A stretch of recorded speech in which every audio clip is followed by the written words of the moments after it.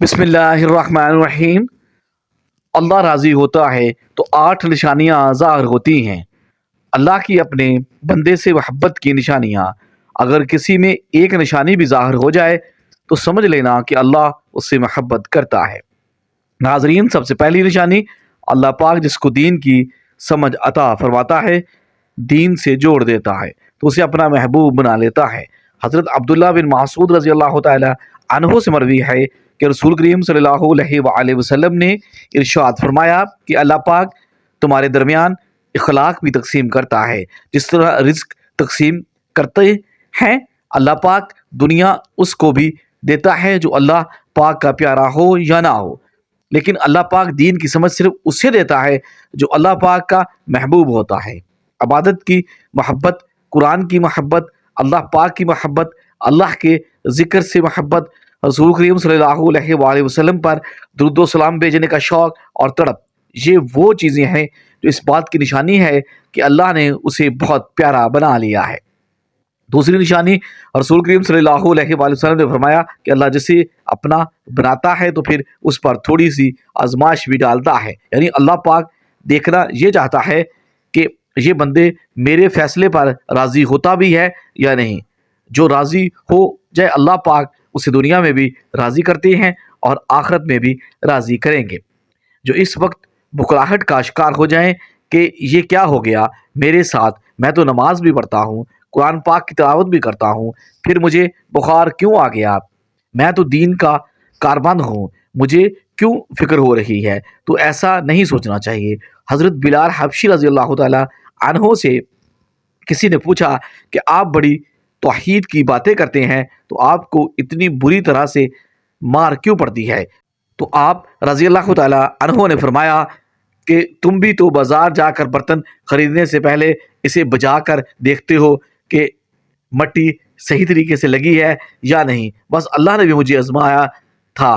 اس کے بعد یہی وہ غلام تھا جس کا رنگ بھی کالا تھا، موٹے موٹے ہونٹ تھے، جس کے بارے میں اللہ کے پیارے رسول صلی اللہ علیہ وآلہ وسلم فرماتے ہیں کہ جب میں جنت میں جا رہا تھا، جب مجھے معراج کرائی گئی تو آگے کسی کے چلنے کی آہٹ سنائی دی۔ میں نے جب حضرت جبرائیل علیہ السلام سے پوچھا کہ یہ کون ہے، جواب ملا یہ بلال حبشی ہیں جو آپ کے آگے آگے چل رہے ہیں۔ حضور پاک صلی اللہ علیہ وآلہ وسلم جب واپس آ گئے تو حضرت بلال رضی اللہ تعالی عنہ سے پوچھا کہ تم کون سا عمل کرتے ہو اے بلال حبشی رضی اللہ تعالی عنہ نے فرمایا کہ میں نے ہی تو فرمایا تھا کہ ہر وقت بوضو رہنا، تو میں ہر وقت وضو کی حالت میں رہتا ہوں، اور جب بھی میں بے وضو ہوتا ہوں تو اسی وقت نیا وضو کر لیتا ہوں، اور جب وضو کرتا ہوں تو تب 2 رکعت نماز بھی پڑھ لیتا ہوں۔ چلتے زمین پر ہیں اور قدموں کی آہٹ جنت میں سنائی دیتی ہے۔ تو آزمائش اللہ پاک کی محبت کی دوسری نشانی ہے۔ اسی لیے اگر کوئی فکر یا پریشانی میں ہو، اس کا یہ مطلب نہیں ہوتا کہ پتہ نہیں مجھے کیا ہو گیا ہے، اللہ پاک اپنے پیاروں کو ہی آزماتا ہے۔ تیسری نشانی تو بہت ہی زیادہ خوبصورت نشانی ہے، جس سے پتہ چل سکتا ہے کہ اللہ پاک کس سے راضی ہے اور ہم سے محبت کرتے ہیں یا نہیں۔ اللہ پاک جب کسی بندے سے محبت کرتے ہیں تو اس کی طرف خوبصورت بدلاؤ لاتے ہیں۔ حدیث میں آتا ہے کہ جب اللہ پاک کسی سے محبت کرتے ہیں تو اللہ پاک حضرت جبرائیل علیہ السلام کو فرماتے ہیں، اس کے بعد آسمانوں میں زلزلہ آ جاتا ہے، سب فرشتے بے ہوش ہو جاتے ہیں، اور پھر جب اللہ کے حکم سے سب ہوش میں آتے ہیں تو سب سے پہلے حضرت جبرائیل علیہ السلام کو اجازت ہوتی ہے۔ تو حضرت جبرائیل علیہ السلام سوال کرتے ہیں کہ ہمارے رب نے کیا فرمایا ہے، اور اس کے بعد خود ہی کہتے ہیں کہ اللہ نے جو بھی فرمایا ہوگا وہ حق فرمایا ہوگا۔ پھر اللہ فرماتا ہے جبرائیل میں نے آج اس بندے کو اپنا محبوب بنا لیا، تم بھی اسے اپنا محبوب بناؤ۔ حضرت جبرائیل علیہ السلام بھی اس بندے سے محبت کرنے لگتے ہیں۔ پھر حضرت جبرائیل علیہ السلام کو حکم ہوتا ہے کہ آسمانوں کے تمام فرشتوں کو خبر دے دو یہ اللہ کا پیارا بن گیا ہے۔ حضرت جبرائیل علیہ السلام آسمان کے تمام فرشتوں اور تمام نورانی مخلوقات بھی اس سے محبت کرے، ساتوں آسمان کے خربوں فرشتے اس سے محبت کرنے لگتے ہیں۔ پھر ایک فرشتہ آسمان سے دنیا میں آتا ہے اور اعلان کرتا ہے اے لوگو فلاں شخص اللہ کا محبوب ہے۔ حضرت جبرائیل علیہ السلام اور تمام انسانوں کے نوری مخلوقات اس سے محبت کرتی ہے، تم بھی اس سے محبت کرو۔ اور پھر دنیا والوں کے دلوں میں اللہ پاک اس بندے کی محبت ڈالتا ہے۔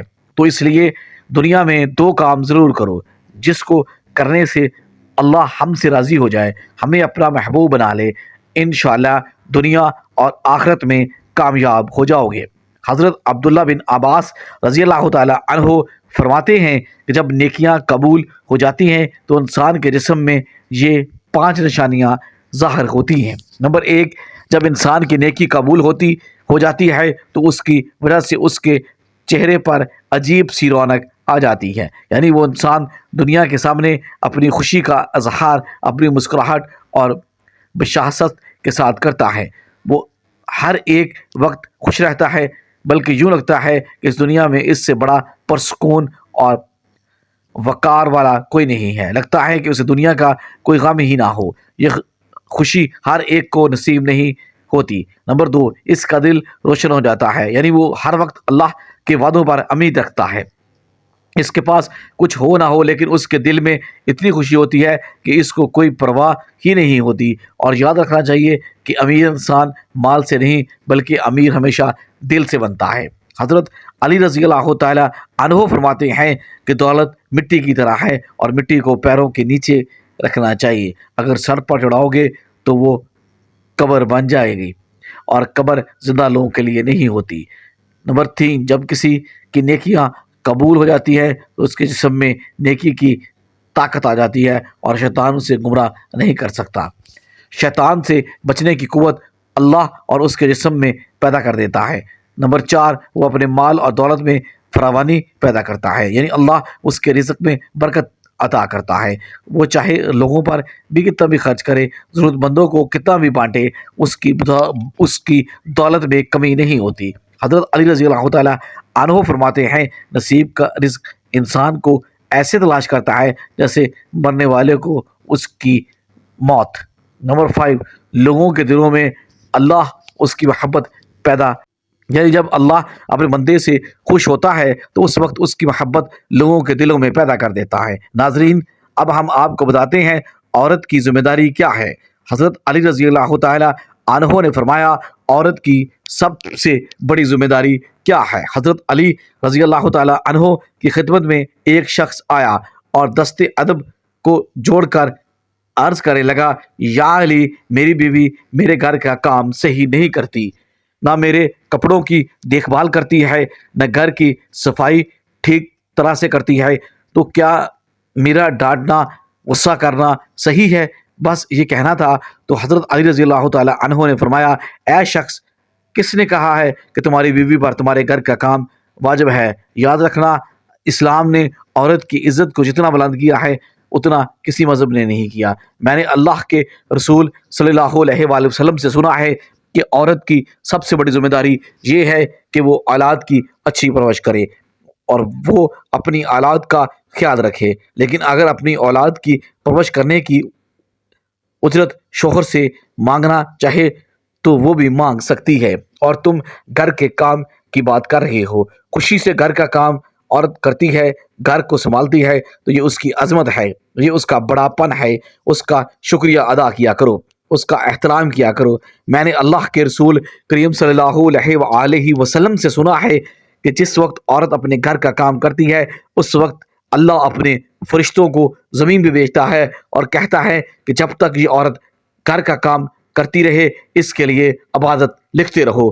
وہ پورا وقت جو عورت گھر کے کام میں لگی رہتی ہے وہ اس کی عبادت میں شامل ہو جاتا ہے، اور یہ عورت کی عظمت ہے کہ وہ تمہارے گھر کو جنت بناتی ہے، تمہارے بچوں کو عظیم انسان بناتی ہے۔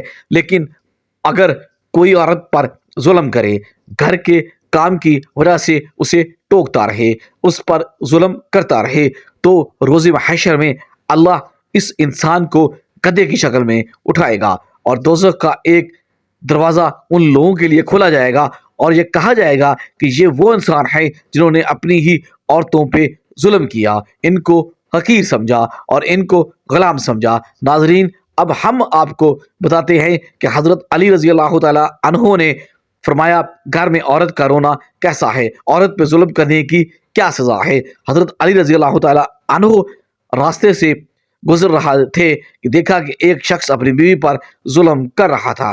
حضرت علی رضی اللہ تعالیٰ عنہ ان کے قریب گئے اور فرمانے لگے، اے شخص، اللہ سے ڈرو، تمہاری مفلسی اور رزق میں تنگ دستی کا سبب یہ ہے کہ تمہاری بیوی تمہارے ہی ظلم کی وجہ سے تمہارے ہی گھر میں روتی ہے۔ میں نے رسول کریم صلی اللہ علیہ وآلہ وسلم سے سنا ہے کہ جس گھر میں عورتیں روتی ہیں اس گھر میں رزق کے فرشتے نہیں آتے، اور یوں اس گھر میں رہنے والے مردوں کے رزق کی راہیں تنگ ہونے لگتی ہیں، اور یوں وہ پریشانی اور مفلسی میں گرفتار ہو جاتے ہیں۔ یاد رکھنا، اللہ نے اولاد مرد کی تقدیر اور دولت عورت کی تقدیر میں لکھی ہوتی ہے، اور اگر تم یہ چاہتے ہو کہ تمہارے رزق میں فراوانی ہو اور عزت، شہرت، دولت دن بدن بڑھتی جائے تو اپنے گھر میں اپنی عورتوں کا خیال رکھو، انہیں خوش رکھو۔ اللہ کے فضل و کرم سے تم عزت، شہرت اور دولت میں فراوانی پاؤ گے۔ ناظرین، اسی طرح کا ایک اور واقعہ یہ ہے کہ ایک مرتبہ حضرت علی رضی اللہ تعالیٰ عنہ رستے سے گزر رہے تھے۔ آپ نے دیکھا ایک شخص اپنی عورت پر ظلم کر رہا تھا اور اس کی توہین کر رہا تھا۔ حضرت علی رضی اللہ تعالیٰ عنہ اس کے قریب گئے اور فرمانے لگے، اے شخص، یاد رکھنا، اللہ نے مرد کو طاقتور اس لیے بنایا ہے تاکہ وہ عورت کی حفاظت کر سکے، نہ کہ عورت پر ظلم کر سکے۔ میں نے نبی کریم صلی اللہ علیہ وآلہ وسلم سے سنا ہے کہ جو مرد اپنی عورت پر ظلم کرتا ہے تو اللہ اس پر لعنت بھیجتا ہے۔ تو اس نے کہا، یا علی، یہ میرے نکاح میں ہے، تو میں اس سے جو بات کہتا ہوں یہ میری بات نہیں مانتی۔ تو حضرت علی رضی اللہ تعالیٰ عنہ نے فرمایا کہ نکاح کا مطلب یہ نہیں کہ تم نے اپنے لیے غلام خریدا ہے، بلکہ نکاح کا مطلب یہ ہے کہ تم نے اپنی نسل کو بڑھانے کے لیے اس عورت سے مدد طلب کی ہے، اور تمہاری اولاد کی اچھی تربیت کے لیے اس عورت کو چنا ہے۔ اے شخص، جس سے مدد لی جائے اس کو غلام نہیں سمجھتے، اور جو تمہاری اولاد کو پروان چڑھائے اسے حقیر نہیں سمجھتے، بلکہ تمہیں تو اس کا شکر گزار ہونا چاہیے۔ یاد رکھنا، عورت پر ظلم کرنے کا مطلب ہے اولاد کی بغاوت۔ آنے والے وقت میں اولاد اس عورت کے جسم سے تمہیں نصیب ہوگی، تو اس کے باوجود میں تمہارے لیے بغاوت ہی بغاوت ہوگی۔ اللہ تعالیٰ سے دعا ہے کہ اللہ ہمیں دین اور حق پر چلنے کی توفیق عطا فرمائے، ہماری اولاد کو ہمارے لیے رحمت بنائے، اور ہمیں دین کی مکمل سمجھ نصیب عطا فرمائے۔ کامنٹ باکس میں ناظرین اللہ تعالیٰ کے 99 ناموں میں سے ایک نام ضرور ٹائپ کیجیے گا۔ ویڈیو اچھی لگی ہو تو ویڈیو کو لائک کریں، شیئر کریں، چینل کو سبسکرائب کریں